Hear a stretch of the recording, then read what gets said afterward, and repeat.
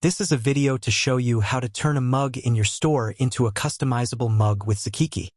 In your Zakeke, you go to Customizable Products, click Add, then add a product from your store and select the mug product from your store. Now the quick wizard starts to make the mug customizable. Zakeke automatically imports the product image from your store. For mugs, we recommend replacing this image with one that shows a flat representation of the print area, as it makes customization easier for your customers. To help you, we've provided ready-to-use standard product images for 11 ounces and 15 ounces mugs in the links below. Once the product image has been updated, we can proceed to the second key step, setting up the print area. Click on Set Print Area to enter the print area editor. Start by providing Zakeke with a known measurement of your product using the ruler. Simply drag between 2 points and enter the correct value.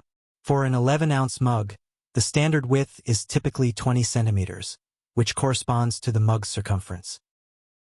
Use the Shape tool to draw a rectangle on the mug.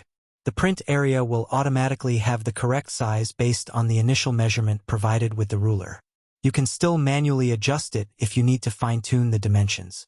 In this case, we're setting it to exactly 20 by 9.5 centimeters. This defines the product's print area, the customizable area available to the customer. The final print file will match these dimensions exactly. Save. Click on I don't offer variations, and then click Save and Publish to make your mug publicly customizable by customers on your store. On your store, the mug product page will now display a Customize button. When customers click it, they will enter the visual product customizer to personalize the mug.